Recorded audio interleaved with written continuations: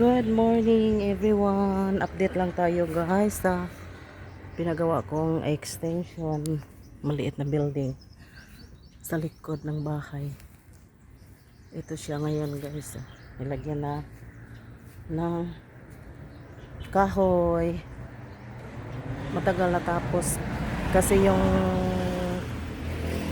panday walang available. Sa ano lang sila, sa linggo lang sila na extra kasi may pasok sila sa Lunes hanggang Sabado, kaya sa Linggo lang sila pasok dito. Yan na guys, maganda-ganda na tingnan.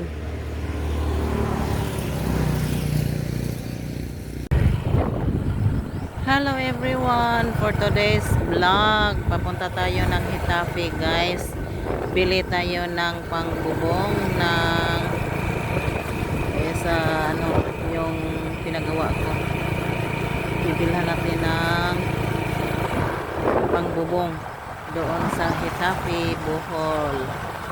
Malayo pa doon sa Hitafe guys, para ano, siguro mga 20 minutes yung takbo ng motor. 20 minutes kasi hindi tayo mapatakbo ng mabilis kasi umaambon yung kalsada, ano, madulas, kaya ingat-ingat lang tayo. Laging umaambon dito guys, ambon-ambon lang yung ulan dito, kaya madulas yung kalsada. Hindi tayo magpatakbo ng mabilis. Ano pa ito guys, Hitafe, ay Tolang Hitafe, Bohol yung pupuntahan natin guys. Hardware, punta tayo ng hardware. Bibili ako ng pangbubong sa pinagawa kong maliit na building. Yung maliit na building guys, pinagawa ko, ano yun, gagawin ko ng vulcanizing ng anak ko. Vulcanizing at the same time mag-display ng mga motor supply. Ano ba yun? Yung mga ano, pag mga motor. Ayan. Keep on watching guys. Malayo-layo pa yung pupuntahan ko. Ano pa ito? Tolang Hitafe, Bohol. Ayan, ang kalsada madulas. Ayan, Adventure Elementary School. Ayan, yung mga gilid sa kalsada guys, ang daming mga kahoy.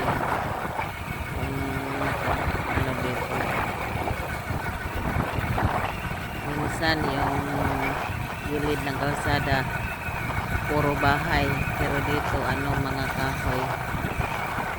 Ayan na guys, tulang pa din ito guys. Keep on watching.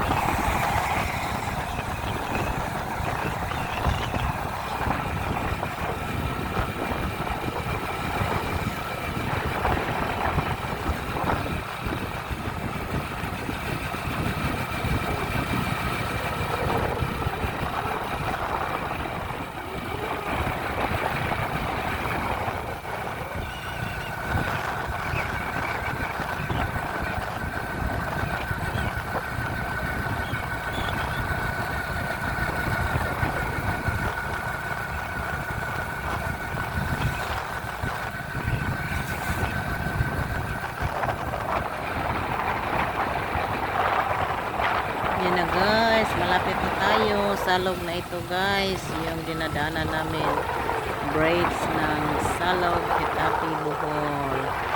Ayan, lapad yung ano dito guys, o yung mga niyugan dito. Ayan guys, lapit-lapit na tayo guys, siguro mga 100 hours na lang. Tagal naman no? 100 hours. Yan na guys, dito na tayo sa braids ng CPG Hitapi, Bohol. Lapit na po guys. Ay, salong pa rin pala, salong pa din pala ito guys. Ayun, salong, keep on watching guys. Malapit na tayong makarating doon sa hardware. Yung hardware guys, yung pupuntahan kong hardware saka Manos Hardware. Doon lang ako bibili ng ano, pang bubong ng ginagawa ko kasi yung ano, yung pag doon ka bibili pero medyo mahal konti kaysa doon na hindi sila mag-deliver kasi doon sa isang hardware pag i-deliver nila may charge yun. Pag hindi din sila mag-deliver sila pag nakaabot ng 10k pataas yung binili mo, pero kung 10 pababa yung amount ng binili mo, ayan, mag-charge sila. Kaya doon na lang ako sa Kamanos kasi yung sa Kamanos hindi sila nag-charge, pero yung ano nila, yung item nila medyo mataas konti kaysa doon sa isang hardware.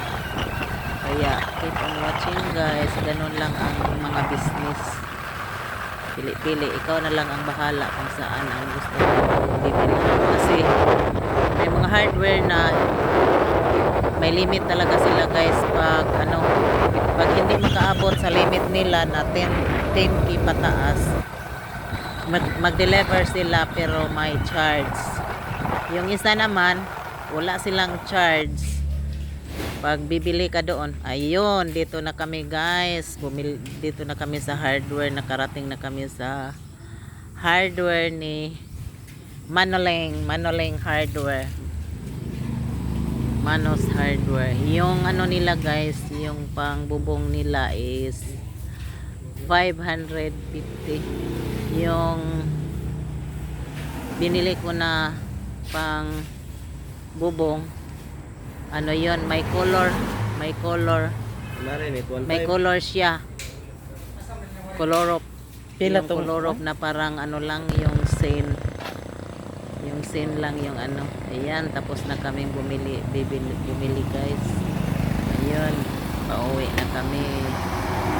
Ayan na guys, pauwi na kami, tapos na kami makabili. Ano lang daw, i-deliver nila pag ano, pag matapos na nilang ihanda yung ano, yung mga ino-order ko. Nakabayad ako ng 10,000 sa pang bubong ng pinagawa kong maliit na building, vulcanizing shop. Yan ang anak ko, puhon pag makaano na, pag may pira na pang ano sa motor, ano ba yan yung tawag ng motor supply.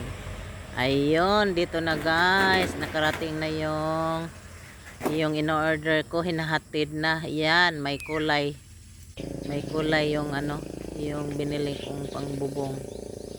Ito na siya guys, tapos na siyang nakabit sa mga panday. Ayun, tapos na guys, ito na siya ngayon.